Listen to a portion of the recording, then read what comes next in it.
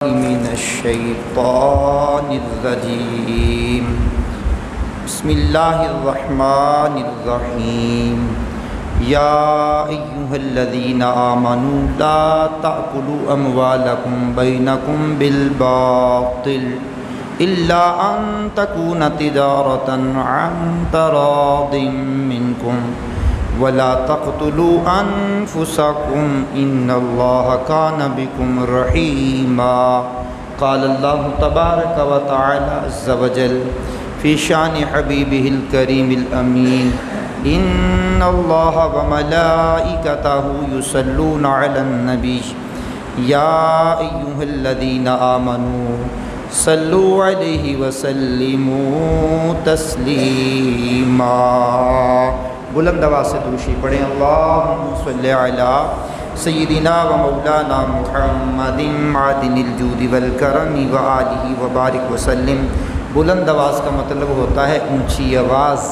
اونچی آواز میں صلاۃ و سلام پڑھیے۔ الصلاۃ والسلام علیک یا رسول اللہ، الصلاۃ والسلام علیک یا حبیب اللہ، الصلاۃ والسلام علیک یا نبی اللہ وعلی آلک واصحابک یا نور اللہ۔ اللہ کریم کا کروڑ کروڑ شکر ہے جس کی عطا اور توفیق سے آج ہم 24 ستمبر 2021 کا جمعہ اپنی مرکزی جامع مسجد انواری ممتاز آباد میں حاضر ہو کر کے اس کی برکات لوٹ رہے ہیں۔ سفر المظفر کا یہ تیسرا جمعہ ہے اور پچھلے جمعے کو ہم نے سفر کے بارے میں کچھ اہم باتیں عرض کی تھیں۔ آج سورہ النساء کی آیت نمبر 29 جس کو عرف عام میں 29 بولتے ہیں وہ تلاوت کرنے کا شرف پایا ہے۔ مالک لم یزل نے اس آیت کے اندر اہل ایمان سے 4 باتیں کی۔ کتنی باتیں؟ تھوڑا سا اونچی بولی۔ 4 باتیں۔ وہ 4 باتیں آپ کے سامنے رکھنی ہیں۔ عرف عام میں لوگ سمجھتے ہیں کہ دین اسلام نماز، روزہ، حج، زکوٰۃ، خیرات، عطیات اسی کا نام ہے۔ اسلام ایک مکمل ضابطہ حیات ہے۔ اسلام ان الدین عند اللہ الاسلام، اللہ کے نزدیک پسندیدہ دین اسلام، مکمل دین بھی دین اسلام۔ اس وقت میں کوئی بھی دین اسلام کے علاوہ اللہ کی بارگاہ میں مقبول نہیں ہے۔ ہمارا دین عبادات، ریاضات، مجاہدات، ہمارا دین معاشرت، معاشیات، اخلاقیات، یہ تمام چیزوں کو اپنے اندر لیے ہوئے ہے۔ ہم دین اسلام کے ماننے والے کسی اور دین کے محتاج نہیں ہیں، کسی اور دین کی ہمیں ضرورت نہیں ہے۔ دین اسلام کے اندر جتنی اہمیت رزق حلال کو دی گئی ہے، جتنی اہمیت پاکیزہ تجارت کو دی گئی ہے، جتنی اہمیت بندوں کے حقوق کو دی گئی ہے، کسی اور دین میں اتنی اہمیت نہیں دی گئی۔ تو آئیے معمولات پر، رزق حلال پر، تجارت پر، رزق حرام کی مذمت پر چند نبی پاک صلی اللہ علیہ وسلم کے رہنمائے کامل اصول سننے کی کوشش کرتے ہیں۔ اس سے پہلے سنیے کلام مجید کی آیت۔ یا ایھا الذین آمنوا لا تأکلوا اموالکم بینکم بالباطل، اے ایمان والو آپس میں باہم ایک دوسرے کے مال باطل طریقے سے نہ کھاؤ، چوری کر کے، ڈاکہ ڈال کر، گن پوائنٹ پر، جھوٹ بول کر، غصب کر کے، سود کا لین دین کر کے، رشوت کا لین دین کر کے، یا شراب بیچ کر، ڈنڈی مار کر، یا جتنے بھی ذرائع ہیں جوا کھیلنے کے، جتنے بھی ذرائع ہیں، ان ذرائع سے مال کو حاصل نہیں کرنا، مال کو وصول نہیں کرنا۔ میٹر پیچھے کر کے، سرکاری ملازم ہے تو اپنی نوکری پوری، ڈیوٹی ٹائم پورا نہ کر کے، کسی محکمے کا ملازم ہے 8 گھنٹے کا اور چھٹی ہاف ٹائم کی آدھا گھنٹہ، گھنٹہ گزار کر اپنا مال حرام نہیں کرنا، پون گھنٹہ گزار کر اپنا مال حرام نہیں کرنا۔ دکان کا ملازم ہے، مالک نے کہا فلاں جگہ چلا جا، یہ سودا لے کر کے آ، 15 منٹ جانے کے، 15 منٹ آنے کے، 5 منٹ وہاں بات چیت کرنے کے، سودا سلب لینے کے، اب 35 منٹ لگتے ہیں، بندہ گھنٹے کے بعد آ گیا، اب مالک نے اسے پورے دن کی تنخواہ دینی ہے، وہ جو 25 منٹ کی تنخواہ لے گا وہ کس کھاتے میں جائے گا؟ کہاں جائے گی وہ تنخواہ؟ اب سرکاری ملازمین، اللہ معاف کرے، ہم سارے سرکاری ملازمین کی بات نہیں کرتے، جو نیک ہیں نیک ہیں، جو اپنی ڈیوٹی کو ڈیوٹی سمجھتے ہیں ٹھیک ہے، جو نہیں سمجھتے وہ مال حرام کماتے ہیں، اپنے بچوں کے پیٹ میں حرام ڈالتے ہیں، اس کا قرآن نے سخت اس کی وعید بیان کی ہے، فرمایا ایسا نہیں کرنا۔ اب مال حرام کا وبال کیا ہے؟ حدیث کی روشنی میں آپ کو بتاتا ہوں۔ حضور نبی کریم علیہ السلام کے ایک صحابی عبداللہ ابن مسعود رضی اللہ تعالی عنہما، کہا حضور نبی کریم رؤوف الرحیم صلی اللہ علیہ وسلم نے ارشاد فرمایا، جو بندہ حرام کا مال حاصل کرتا ہے اور اس کو صدقہ کرے تو مقبول نہیں، خرچ کرے تو برکت نہیں، پیچھے چھوڑ کر مر جائے تو جہنم میں لے جانے کا سامان ہے۔ اللہ برائی سے برائی کو نہیں مٹاتا، ہاں برائی کو نیکی کے ذریعے مٹا دیتا ہے، برائی کو نیکی سے مٹا دیتا ہے، خبیث کو خبیث نہیں مٹاتا۔ اب یہ رسول اللہ کی حدیث ہے۔ اب بندہ مال مال مال مال، ہائے مال ہائے مال مال مال۔ میرے شیخ کامل، دنیا اہل سنت کے امیر اہل سنت حضرت علامہ مولانا ابو بلال ذو الفضل والکمال الیاس قادری صاحب بڑی پیاری بات کرتے ہیں کہ سیٹھ جی کو فکر تھی 1 کے 10 کیجئے، موت آ پہنچی مسٹر، جان واپس کیجئے، یہ جان واپس کیجئے۔ اب قرآن نے بھی کان کھینچے، الہاکم التکاثر حتی زرتم المقابر، کثرت مال کی زیادہ طلبی نے تمہیں غافل کر دیا، یہاں تک کہ تم نے قبروں کے منہ دیکھے۔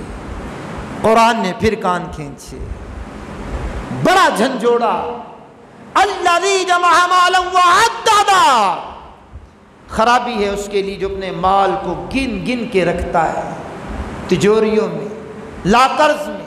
آپ کہیں گے گننے پہ پابندی ہے، جناب مطلب یہ نہیں ہے، اس میں سے حقوق واجبہ نہیں ادا کرتا، زکوٰۃ نہیں نکالتا، غریب و مساکین کا خیال نہیں کرتا، اس کے لیے خرابی ہے۔ اب یہاں بھی فرمایا گیا لا تأکلوا اموالکم بینکم بالباطل، ایک دوسرے کے مال نہ حق نہیں کھانے، کھانا تو تم نے ہے نا، کھائے پیے بغیر گزارا تو نہیں ہے نا، لیکن مال نہ حق ذریعے سے نہیں کھانا۔ اللہ اکبر اللہ اکبر۔ آئیے ذرا ایک اور حدیث پاک آپ کو سنانے کی کوشش کرتا ہوں۔ پیغمبر اعظم رسول محتشم صلی اللہ علیہ وسلم کے پیارے صحابی حضرت سعد رضی اللہ تعالیٰ عنہ، پیغمبر اعظم رسول محتشم صلی اللہ علیہ وسلم نے ارشاد فرمایا اے سعد اپنی غذا کو پاک کر لو، مستجاب الدعوات ہو جاؤ گے۔ اونچی بول دیجئے۔ جب میں آپ کو کہتا ہوں نا اونچی بولیے، یہ ریکارڈنگ پھر گھر جا کے میں خود بھی سنتا ہوں۔ جب آپ کا ریپلائی کم ملتا ہے تو مجھے افسوس ہوتا ہے کہ میرے کہے کی لاج بھی آپ نے نہیں رکھی۔ جب آپ اونچی بولتے ہیں تو مجھے خوشی پیدا ہوتی ہے۔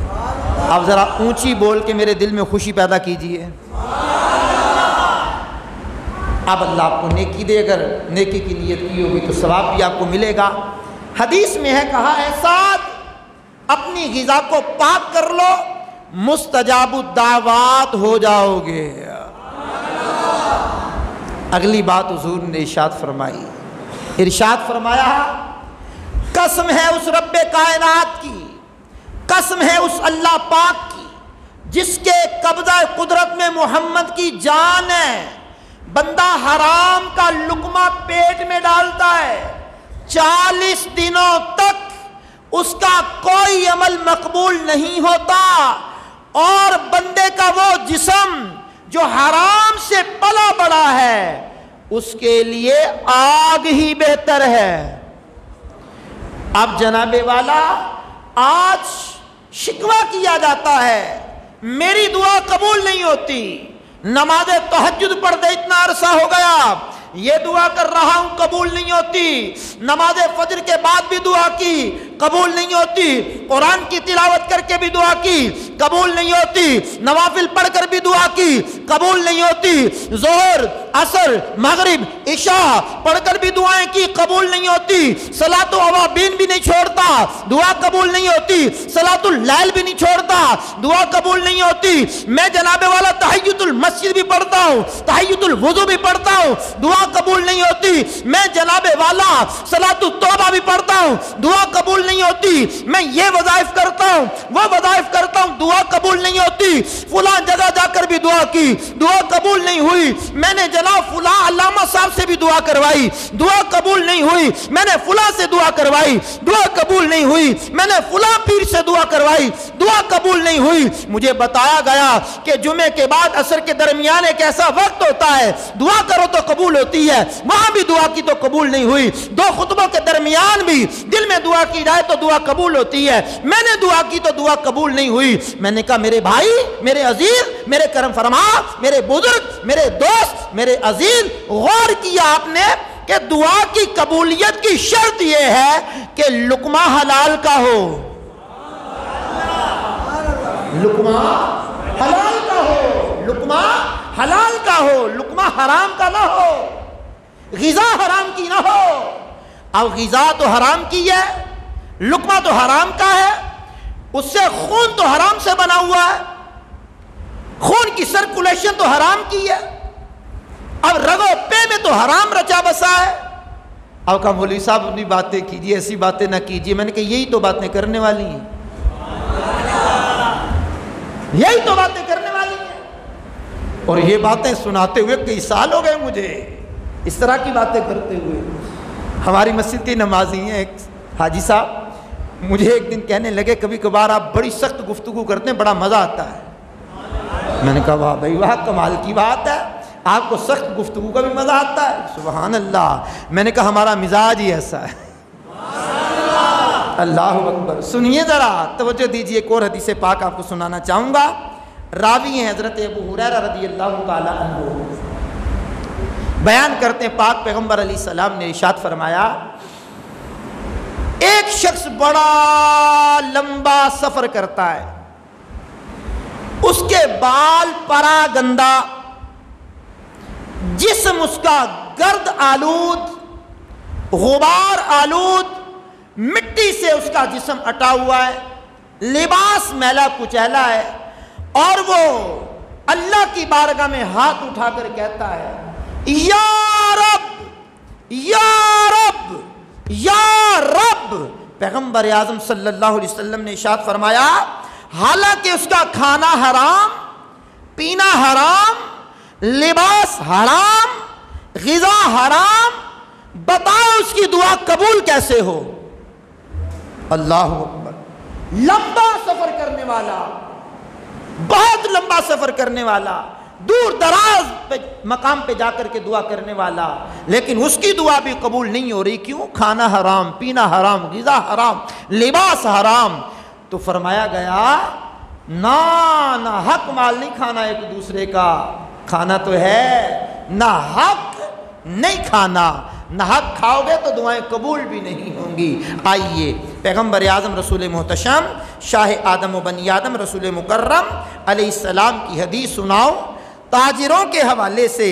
کیا پیغمبر اعظم صلی اللہ علیہ وسلم نے سچے امانت دار تاجر کی جو حوصلہ افزائی کی ہے، کمال کر دیا حضور نے. اللہ اکبر کبیرہ. حضرت ابو سعید خدری رضی اللہ تعالیٰ عنہ سے مروی ہے، پیغمبر اعظم رسول محتشم شاہ آدم و بنی آدم رسول مکرم علیہ السلام نے ارشاد فرمایا. کیا ارشاد فرمایا؟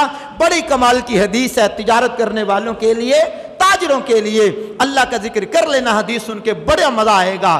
میرے حضور نے فرمایا سچا امانت دار تاجر قیامت کے دن انبیاء، صدیقین اور شہداء کے ساتھ اٹھایا جائے گا.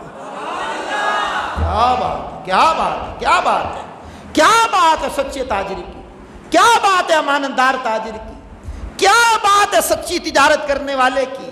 انبیاء کی مائیت ملے گی، صدیقین کی مائیت ملے گی، شہداء کی مائیت ملے گی. کس بندے کو؟ جو سچا امانت دار تاجر ہوگا. یہ کون بیان کر رہے ہیں؟ اللہ کے آخری نبی جو خود بھی تاجر ہے، خود بھی تاجر ہیں، تجارت کے اصول جانتے ہیں، تجارت کے اونچ نیچ کے معاملات کو جانتے ہیں، لینے دینے کے معاملات کو بیان کرتے ہیں. لینے دینے کے معاملات بیان کرتے ہوئے پیغمبر اعظم رسول محتشم صلی اللہ علیہ وسلم نے ایک مقام پر ارشاد فرمایا. کمال کی بات ہے. آج تو لوگ سمجھتے ہیں نا، آپ ہمیں بتائیں تجارت کے اصول کیسے ہیں. کسی نے کبھی مولانا صاحب سے پوچھا کہ تجارت کے اصول بتاؤ؟ وہ تو ہمیشہ تاجروں سے پوچھتے ہیں کہ تجارت کے اصول بتاؤ.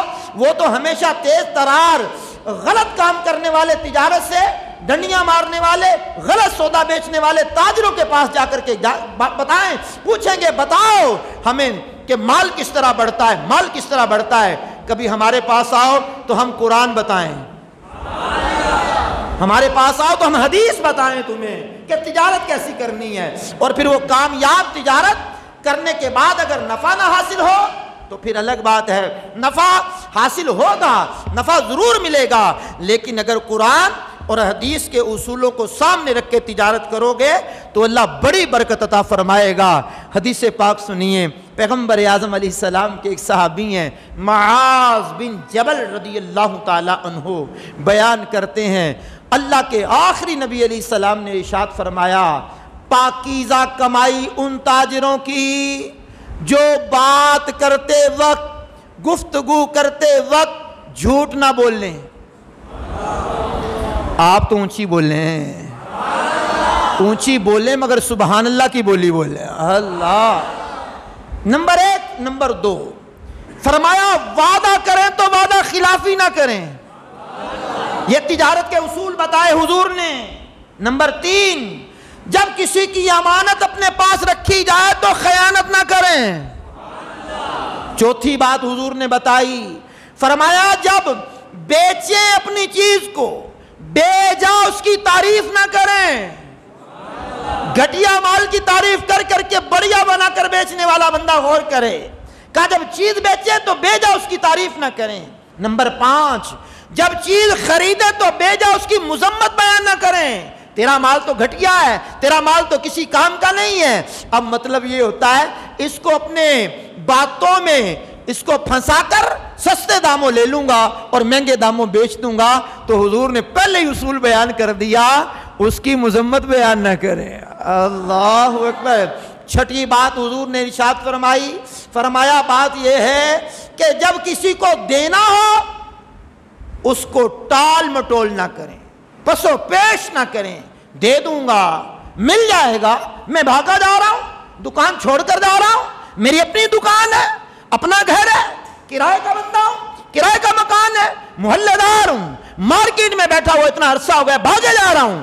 فرمایا جب دینا ہو تو پسو پیش نہ کریں، ٹال مٹول نہ کریں. یہ نہ ہو کہ جمعے کو شام کو چیک دے دیں، ہفتہ ویسے بینک بند ہے، اتوار بینک بند ہے، پیر کے دن بندہ چیک لے کر کے بینک میں گیا، اکاؤنٹ میں پیسے ہی کوئی نہیں ہے۔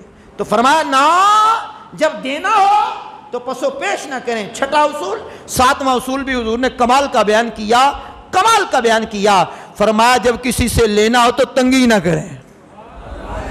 اللہ اکبر، یہ اصول تجارت کے حضور نے بتائے۔ تجارت کے اصول 7 بیان ہوئے اس حدیث پاک میں، اور کمال کے بیان ہو گئے اس حدیث پاک میں۔ تو ارشاد خداوندی ہے، یا ایھا الذین آمنوا لا تاکلوا اموالکم بینکم بالباطل الا ان تکون تجارۃ عن تراض منکم۔ فرمایا اے ایمان والو، باہم آپس میں ایک دوسرے کے مال نہ حق نہ کھاؤ، البتہ تمہاری باہمی رضامندی سے جو تجارت ہو، اس میں تجارت میں تو برکت ہے نا، لیکن باہمی رضامندی ضرور ہو، باہمی رضامندی ضرور ہو۔ اب آئیے ذرا ایک تاجر کی داستان حضور نبی رحمت علیہ السلام نے اپنے صحابہ کو سنائی اور کمال کر دیا۔ تجارت کے اصول بتائے حضور نے تو کمال کر دیا، اور اب تاجر کی بات سنائی تو کمال کر دیا میرے پیغمبر اعظم رسول محتشم صلی اللہ تعالیٰ علیہ وآلہ وسلم میں۔ سنیے ذرا حضور نے کیا فرمایا۔ جان عالم سید عالم علیہ السلام اپنے صحابہ کے سامنے پچھلے وقتوں میں گزرے ہوئے ایک بندے کی بات بتاتے ہیں۔ کہا، حضرت سیدنا حذیفہ رضی اللہ تعالیٰ عنہ سے مروی ہے، حضور نبی کریم علیہ السلام نے فرمایا، پہلے وقتوں میں ایک بندہ تھا، ایک شخص تھا، اس کے پاس روح قبض کرنے کے لیے فرشتہ آیا تھا، وہ تاجر۔ جب فرشتہ اس کے پاس آیا تو اس بندے سے پوچھنے لگا، بتا تیرے پاس کوئی نیکی ہے؟ کیا بات ہے، کیا بات ہے۔ فرشتے نے آ کے پوچھا، تیرے پاس کوئی نیکی ہے؟ اس نے جواب دیا، میرے پاس تو نیکی کوئی نہیں، کوئی نہیں۔ اللہ کی قدرت دیکھیے، وہ فرشتہ کہنے لگا، حضور اپنے صحابہ کو یہ بتا رہے ہیں، وہ فرشتہ کہنے لگا دوبارہ، بندے غور کر، ذہن پہ دباؤ ڈال، سوچ تیرے پاس کوئی نیکی ہے؟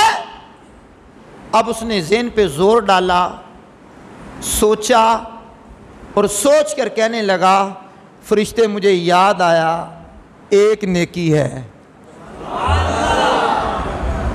اب وہ نیکی حج کی نہیں ہے، وہ نیکی نماز کی نہیں ہے، نیکی روزے کی نہیں ہے، نیکی جہاد کی نہیں ہے، نیکی مدرسہ بنانے کی نہیں ہے، نیکی مسجد بنانے کی نہیں ہے، ساری نیکیاں ہیں۔ نیکی کسی غریب کی بیٹی کی شادی کروانے کی نہیں ہے، کسی کو جہیز بنانے کی نیکی نہیں ہے۔ اب وہ نیکی سنو کیا ہے، یہ ساری نیکیاں جو میں نے نام لی ہیں، اس کے ہم کسی کے مخالف نہیں ہیں۔ فرشتے نے کہا، جلدی بتا وہ نیکی کیا ہے۔ سبحان اللہ، وہ جو تجھے یاد آ گیا ہے نیکی، وہ بتلا نیکی کیا ہے۔ کہا، میں تاجر تھا، تجارت کرتا ہوں، تاجر ہوں۔ حضور فرماتے صحابہ سے، کہا، اس نے کہا میں تاجر ہوں، تجارت کرتا ہوں، میری تجارت کا اصول یہ ہے کہ جب میں نے کسی امیر آدمی سے لینا ہوتا ہے نا تو اس کو مہلت دیتا ہوں۔ آپ کہیں گے ہمارا طریقہ بھی تو یہی ہے، حاجی صاحب آ جائیں گے میرے پاس ہی ہے، حاجی صاحب کوئی بات نہیں آ جائیں گے، شیر صاحب میرے پاس ہی ہیں، یہ رقم میرے پاس ہی ہے۔ ہمارا بھی تو یہی طریقہ ہے نا، جب کسی غریب سے لینا تو انگوٹھا گلے پہ رکھ کر، دمکا کر، بے عزتی کر کے، رسوا کر کے اسے لیتے ہیں۔ لیکن اگلا جملہ بڑا قابل غور ہے۔ کہا، حضور نبی کریم علیہ السلام نے فرمایا صحابہ کے سامنے، اس نے کہا، فرشتے میرے پاس نیکی ہے، جب کسی امیر سے لینا ہوتا اس کو مہلت دیتا، جب کسی غریب سے لینا ہوتا وہ نہ دے سکتا تو معاف کر دیتا۔ کیا بات ہے، کیا بات ہے، یہ نیکی ہے، یہ نیکی ہے۔